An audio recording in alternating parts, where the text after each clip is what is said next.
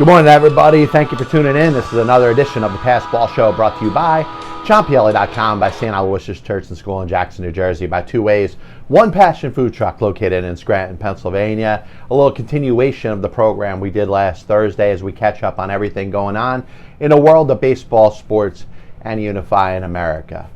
If you heard my comments in regards to Tom Brenneman and his insensitive, homophobic comments that he made on a hot mic with the impression that he was off the air, you may be a little surprised to hear my take when it comes to Mike Milbury.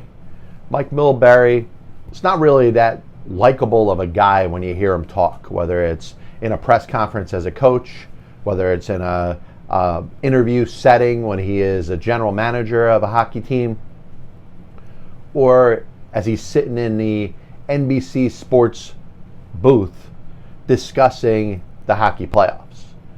So I think it's easy, if I wanted to knock Mike Milbury for the comments that he made yesterday. I think, once again, in cancel culture 2020, it seems like we're really pressing. Seems like we're really looking for a reason to hold somebody down. And I don't know if it's insecurities that many Americans face at this time.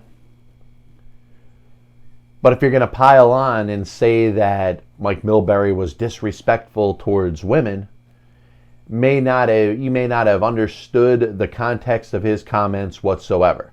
Now, Mike Milbury did apologize. And Mike Milbury should have apologized for not prefacing what he was about to say any better.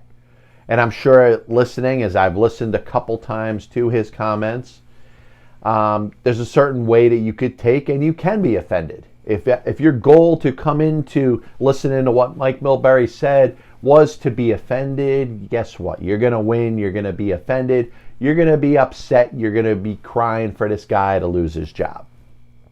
In all honesty, what Mike Milbury was referencing was the fact that the players are playing in a bubble setting, which means that they're kept away from not only family members, but there's a series of single hockey players out there that have sexual interest. The majority of them are from the opposite sex, but it applies to same sex as well. So if you're going to say that Mike Milbury's comments were anti-women, how does that apply for those hockey players that are homosexual? They have the same passion for the same, they have it for the same sex as any heterosexual couple out there, or any heterosexual individual out there. And to say that somebody is a hockey player and isn't going to have to deal with any sort of distractions off the ice in a non-bubble setting would not be getting the point as well. And Mike Milbury was talking about the fact that in a bubble setting, you don't have the nightlife of what a pro athlete will have after a game. Hockey players that are single going out there to clubs, to bars, picking up women. And he was referring to that as being a distraction. And that is a distraction. So if you're in a bubble-like setting and you're not able to leave the hotel that you're staying at after the game, it saves a distraction. And that's exactly what Mike Milbury was referring to. And like I said, I'm not a Mike Milbury fan. So when it comes down to it, I could be upset if I wanted to be just because I don't like the guy. But in this case, it's over the top. In this case, once again, it's 2020 cancel culture, wanting to go for the gusto. Trying to take somebody in the spotlight down because you may not be so happy with where you're at. And I'll tell you this, if you are clamoring so much and so loud and so passionate about Mike Milbury potentially losing his job at NBC Sports, then I hope you look in the mirror. I hope you look long and hard about everything that you say. I hope you don't make any jokes. I hope you don't say anything that could be taken in a way that is distasteful. I could see how people are offended by it, but after the explanation, and hopefully you understand what I'm saying, Because it's not just the hockey players that are in this situation when we're talking about the bubble. It's basketball players too. And a couple months back, a month or so back, you heard Stephen A. Smith talking about how basketball players were going to perform on a basketball court if they're not having sex. And listen, it's part of life. May mean different things to different people. But to not have that part of your relationship, if you're married, is one thing. And not have that part of your life, if you're single, is something that does need to be brought up. And I don't think people are talking about it. I think people are saying, hey, well, what's the most distasteful comment that you've heard in the last 24 hours? And let's just pile on. But I think this is actually a topic that should be brought up. How do players that are in the bubble-like setting, are they dealing with their sexual needs? And it's something that is, from an information standpoint, means nothing to me, means nothing to you, the person that's watching the program right now. But to the athletes, it does mean something. And for a commentator to talk about that, and the fact that, all right, well, you know what? Sometimes there's drama involved in relationships, especially when we're not dealing with, married individuals with families. Nightlife, whether it's drinking and partying, has an impact on an athlete as they're getting set to play a game the next day. And for him to say that it's not a distraction, there are no distractions in a bubble-like setting, he said absolutely nothing wrong. And I can't get over, and once again, we're talking about Mike Milbury, who, if NBC decided that they were going to let Mike Milbury go because of his performance as a broadcaster, I wouldn't be offended. I wouldn't be bothered by it. I would accept it as a business decision because I don't think he's that good. I don't think he brings anything to the table that you couldn't get another body in there to do the same thing. Whether it's me, whether it's anybody in the world that broadcasted, whether it's another ex-hockey player, you could duplicate what Mike Milbury brings to an NBC Sports broadcast. So, while I wouldn't be against him being let go, I probably would be against him being let go because of this comment. Because he didn't say anything wrong. He was bringing up a topic that maybe some people don't want to talk about.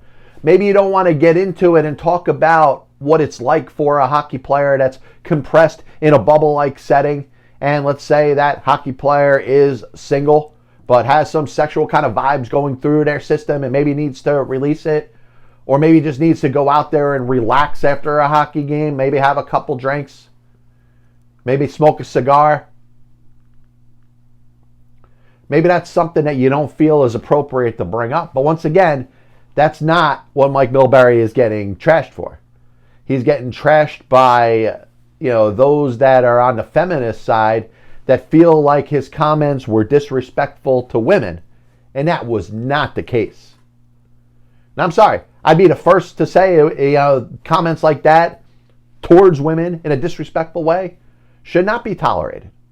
And we've come a long way in this world, but to put that up on your belt if you're in a feminist movement and say, look, he did this. This is another one in the extreme scenario of people making inappropriate comments towards women. It wasn't. And did he mention women in there? No. He said all he said was a distraction. And if you don't think that going out after a hockey game, whether it's drinking alcohol, whether it's smoking a cigar, whether it's getting a lap dance, whether it's taking home a woman for the night, if you don't think those things are distractions, then I truthfully don't know what to tell you. Now, once again, this is coming out from a lot of people that are frustrated with things that aren't going right for themselves. And you feel like it's okay when you pile on to somebody in the spotlight. And I think in this case, you got it wrong. Tom Brenneman, well, unfortunately, he's for a long and good broadcasting career, his reputation is going to take a major, major hit for what he said. There's no place for that in sports. There's no place for that in a world that we live in now in 2020. And you heard me talk about that on my last podcast. Yes, Tom Brenneman may be off the air forever, but if you're going to put him in the same category or put Mike Milbury's comments in the same category as Tom Brenneman, you're just trying. You're trying too hard. What you're trying to do is vilify people. And while Tom Brenneman may deserve everything that happens to him for saying what he said, Mike Milbury didn't say anything that was distasteful. Passball Show brought to you by JohnPielli.com, by St. Aloysius Church and School in Jackson, New Jersey, by Two Ways, One Passion Food Truck located in Scranton, Pennsylvania. And as always, I do want to thank everybody who takes the time to tune in to the show. Once again, this was a little bit of a continuation over the program that we did on Thursday. I felt the need to have to jump in there and throw some comments in regards to Mike Milbury here. So hopefully you enjoy this spot. Add any comments you want, whether it's through Facebook, whether it's Twitter, YouTube. We're getting some more comments through YouTube. And obviously you can listen to the program on iTunes and Google Play. We'll be back with you next week. God bless you. And as always, I'll see you on the other side.